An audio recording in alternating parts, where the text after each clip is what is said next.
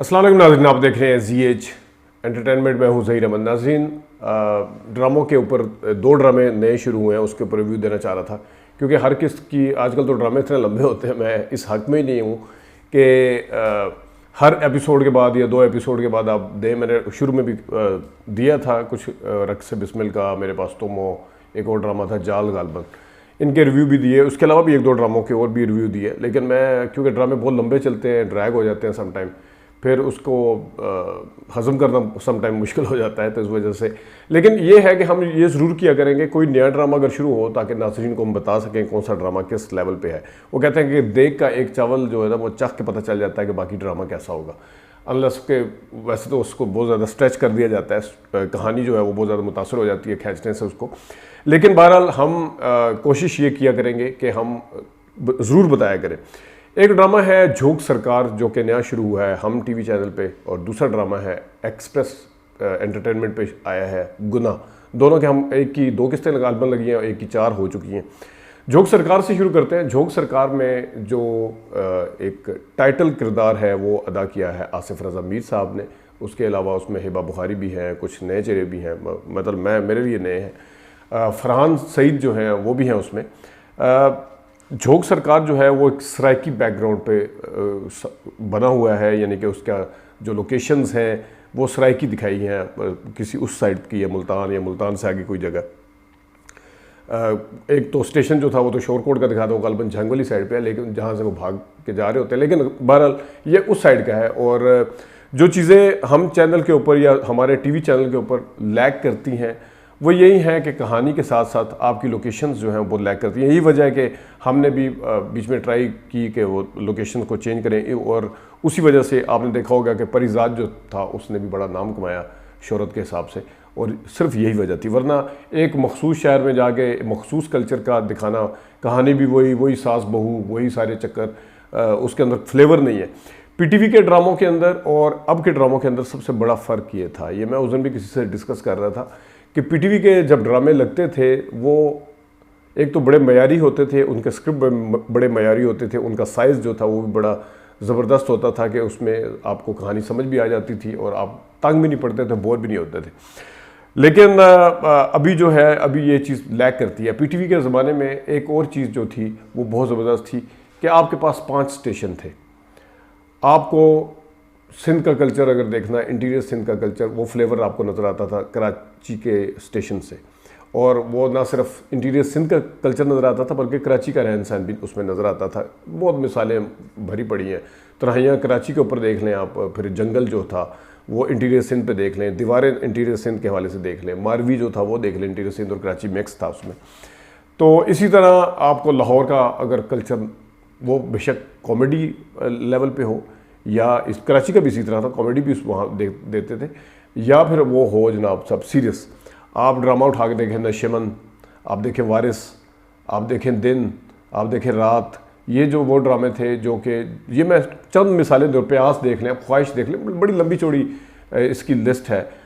तो सूरज के साथ साथ देख लें, one of the my favourite, all time favourite जो है सूरज के साथ साथ मुस्तनसर हुसैन तारड़ साहब ने लिखा था। तो आपको उसके अंदर लाहौर की झलक नज़र आती थी, आपको उसके अंदर पंजाब की झलक नज़र आती थी, आपको उसके अंदर इंटीरियर पंजाब की झलक नज़र आती थी। आप लहजे देख लें तो वो अभी भी, अब अगर आप देखें तो उसी किस्म के, उसी नोयत के ड्रामे ज़्यादा पॉपुलर होते हैं। वो मैं बाद में आपको बताता हूँ। आप फिर आ जाए कोयटा से, वहाँ आप देखें चाकर आज़म, फिर आप देखें धुआं, वहाँ पे आपको वहाँ की झलक नज़र आती थी, कबीले क्या है, सरदार क्या चीज़ है। फिर आप देख लें, आ जाएँ जनाब साहब पेशावर, उस सरहद में उस वक्त का सरहद था आपका केपी के, वहाँ पे क्रोबी ड्रामा बनता है, वहाँ पे नामूस बनता है, मेरी बात एक होती है, मुझे भी याद है। फिर वहाँ पे कॉमेडी बनते हैं, कॉमेडियों ड्रामों के, अंधेरा उजाला में सीरियस ड्रामों में, और फिर शबदेग लाहौर के उसमें। तो यहाँ पे मेरी बात एक होती है, वो जो लगता होता था उसका, वो देख लें। फिर रही सी कसर इस्लामाबाद से आ जाती थी। इस्लामाबाद के ड्रामे गो के इतने ज़्यादा पसंद नहीं किए जाते थे क्योंकि उसके अंदर कल्चर नहीं था, कहानी उस तरह की नहीं थी, फिर अदाकार भी उस तरह की नहीं था, बाहर से लाने पड़ते थे। लेकिन बहरहाल उसमें गेस्ट हाउस ने काफ़ी नाम कमाया, मुझे सांस लेने दो, बंधन, ये वो ड्रामे थे। अब ये चीज़ें लैग करती नज़र आती हैं। अगर अभी का आप मुझसे बात करें, प्रोडक्शन के हिसाब से, स्टोरी कहानी के हिसाब से, आपको राजा राजा कर दी, लाहौर का कल्चर, वही स्टाइल, और मेरी बात सुन, इधर बैठ जा, देखना ये क्या होता है। ये अब आपको नज़र आएगा उसी तरह जिस तरह किसी ज़माने में वसीम अब्बास, फरदौस जमाल वगैरह करते थे ड्रामे, तो ये नज़र आता है। सुहेल अहमद साहब, इसी तरह अब जो कराची चले जाएं, कराची में भी देख लें आप, वो मंसूर बलोच का ड्रामा मुझे आज तक याद है, जंगल ड्रामा, जिसमें वो कहते थे कि तुम मेरे भाई नहीं 2 टके के मच्छरे हो। वो जो महमूद सिद्दीकी साहब को मंसूर बलोच साहब फिर बाबा साईं और बताएं कहाँ कहाँ क्या क्या गुल खिलाए हैं। ये मैं तमहीद इसलिए बांध रहा हूँ, ये आजकल के ड्रामों के अंदर ख़त्म है ये चीज़। अभी जो बाहर जाके ड्रामे बने हैं, यानी कि निकल के इधर साइड लोकेशन पे जाके उसमें परिजात देख लें, उसमें ये सम्मी एक लगता था ड्रामा, वो बड़ा ज़बरदस्त था। मैं मर गई शौकत अली किसी और चैनल का ड्रामा था, वो देख लें।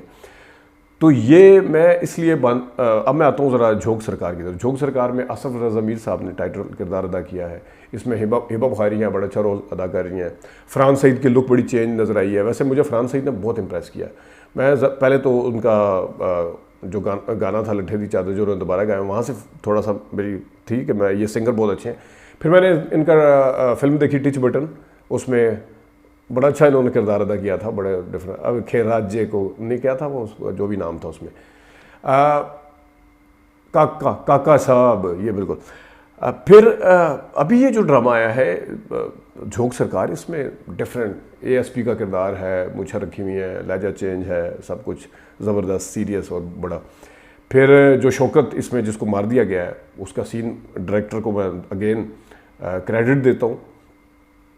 डायरेक्टर को उसने बड़े अच्छी तरीके से उसको शूट किया, एरियल शॉट लिए, ड्रोन शॉट लिए ऊपर से, और वो जो कुत्ते उसके पीछे भागते हैं वो मार दिया जाता है। उसने बड़ा अच्छा शॉट किरदार था, थोड़ा था, अच्छा किरदार अदा किया।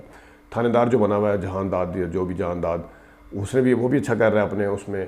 और जो उनकी बीवी स्कीना समो की तो क्या बात है, स्कीना समो के अलावा जो झोंक सर पीरल जो आसिफ रज़ा मीर है, और मीरल उनका बेटा है, मीरल जो उनका बेटा है वो भी बहुत अच्छा किरदार अदा कर रहा है। इनकी जो तीनों बीवियाँ, जो हीरोइन है मेन जिसकी शादी अब तीसरी हुई है, जो वो भी बहुत अच्छा कर रही है। स्कीना समो की तो क्या बात है, जो दरमियान वाली है वो भी बहुत ही अच्छा कर रही है। और वहाँ पे भी डायरेक्टर को देता है जिस वक्त वो तीसरी शादी वाले के आमने सामने आते हैं, तो बड़ा वो दिखाया है कि दूसरी जो वाली जो बीवी है वो थोड़ी सी एजेड से नजर आना शुरू हो जाती है उसके सामने। हालांकि स्कीना समो के सामने बड़ी यंग लगती है। तो वो जो राइटर एक किस्म का या डायरेक्टर दिखाना चाहता है उसमें सक्सेसफुल। अब मैं आता हूँ मेन मुद्दे की तरफ, जो आसिफ रज़ा मीर साहब है। आसिफ रज़ा मीर साहब, अब देखें उनका बेटा जो है वो सराइकी ज़ुबान बोलता है, उसका उर्दू है वो भी सराइकी में बोलता है। और फिर वो वैसे भी कहता है वो हिक डू टी, मतलब वो उसका लहजा भी उसी तरह, उर्दू भी बोलता है, तो आपको एक नज़र आता है। लेकिन आसिफ रज़ा मीर साहब जिनके ऊपर है झोंक ख्याल के सारी सरकार है, ज़ाहिर है वो कराची से तो नहीं आए ना, वो तो पैदा वहीं पे हुए हैं, वो सारा कुछ है। कोई उनके लहजे के अंदर चेंज नहीं है, कोई उनके वो गेटअप कर लिया ठीक है, ऊपर वो पग शग भी लगा लिया, वाइट दाढ़ी दिखा दी है ठीक है, तो ये काफ़ी नहीं होता। झोंक सरकार की आवाज़ के अंदर रोब भी नहीं है उस तरह का जिस तरह का होना चाहिए। मुझे बाय द वे कभी भी आसिफ रज़ा मीर साहब, तन्हाइयाँ ड्रामे का स्क्रिप्ट अच्छा था, ज़ारा का किरदार अच्छा था, इस वजह से जैन का किरदार अच्छा लगा था। अदरवाइज़ फिल्में उठा के देख लें या ड्रामे उठा के देख लें, कोई आसिफ रज़ा मीर साहब का किरदार इस तरह का नहीं है जिसको याद रखा जाए, बड़ी माजरत के साथ। आप ये किरदार देते नुमान एजाज को, आप ये किरदार देते महमूद असलम साहब को, आप ये किरदार देते वसीम अब्बास साहब, मेरा सही में बहुत अच्छा जो पार्ट 2 था पहले वाले में नुमान एजाज, तो इन लोगों को वो किरदार देने चाहिए। कराची से स्टेशन से बड़े बड़े अदाकार हैं, उनको दे देते। किसी ज़माने में ये किरदार सुहेल असगर साहब करते होते थे, चांद ग्रैंड में किया था। हालांकि चांद ग्रैंड में शफ़ी मोहम्मद था, उन्होंने भी कोई इतनी ज़्यादा चेंज नहीं की थी, लेकिन थोड़ी बहुत चेंज की थी उन्होंने चांद ग्रैंड में, और वो बहुत अच्छा किरदार अदा किया था शफ़ी मोहम्मद साहब ने। तो उनमें से किसी को दे देते, बड़े अदाकार हैं हमारे। तो एक जो मेन किरदार है जिसके टाइटल के ऊपर ये सारा कुछ है, वो किस तरह मिसफिट हो सकता है, उसको कैसे ऐसे रखा जा सकता है। बाकी सारा माहौल आप दिखाने में इतने सक्सेसफुल है। और इसमें एक जो लड़की है जो तीसरी वाली, उनके जो वालिद का किरदार अदा किया है वो ताज गुल साहब हैं, हमारे बड़े अच्छे दोस्त हैं। और ताज गुल साहब ने सराइकी फिल्में भी की हैं, पश्तो फिल्में भी उन्होंने बहुत की हैं। वो हमारे इस प्लेटफॉर्म को भी देखते रहते हैं, उनको हम मुबारक देते हैं कि आप जो ड्रामों में आए हैं और एक अच्छा बड़े प्रोजेक्ट के साथ आपने काम किया है, तो हम मुबारक देते हैं। अब आते हैं जनाब, ये था जो 4 किस्तों का लुब्बे लुबाब या मुद्दा या क्रक्स कहना चाहिए, कि उसके अंदर स्टोरी भी ठीक चल रही है, लोकेशंस भी ठीक हैं, बाकी सारे अदाकार भी ठीक हैं। नहीं ठीक तो आसिफ रज़ा मीर सब ठीक नहीं है। अब आते हैं जनाब गुना मैं समझ रहा था कि इसकी डायरेक्शन भी शायद सरमद खोसट साहब ने दिया, लेकिन इसके अदनान सरवर साहब इसके डायरेक्टर हैं और लिखा है मोहसिन अली ने है। गुना में सबा कमर हैं, सरमद खोसट हैं, राबिया भट्ट हैं और भी काफ़ी सारे अदाकार हैं इसमें। सरमद खोसट की एंट्री बहुत अच्छी है, 2 किस्तें हुई हैं। उनकी थोड़ी लुक कहीं कहीं आमिर खान साहब की जब गेटअप करते हैं उस तरह की नज़र आ रही, मूछें रखी हुई हैं। आवाज़ बहुत ज़बरदस्त है सरमद खोसट साहब की।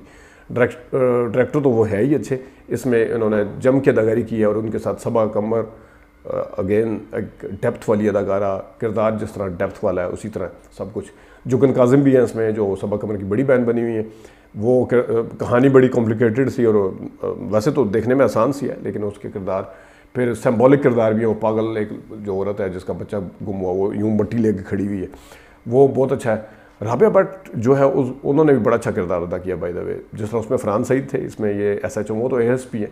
इन्होंने भी बहुत अच्छा किरदार, इनकी एक हिजरत फिल्म थी, उसका मैंने लिखा था उस टाइम क्योंकि मेरा चैनल नहीं था, मैंने लिख के भेजा था समा पे रिव्यूज़ का, तो बड़ा इम्प्रेस किया था। इसमें भी बहुत अच्छा किरदार अदाकारी हैं राबिया भट्ट।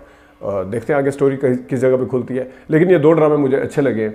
उसके अलावा भी कुछ शुरू होगा और जैसा लगेगा वो मैं आपको बताऊंगा, कहानी के लिहाज से, अदाकारी के लिहाज से, लोकेशन के, डायरेक्शन के लिहाज से। अभी तक के लिए इतनी अपना ख्याल रखिएगा, इजाज़त दीजिए, अल्लाह हाफ़िज़।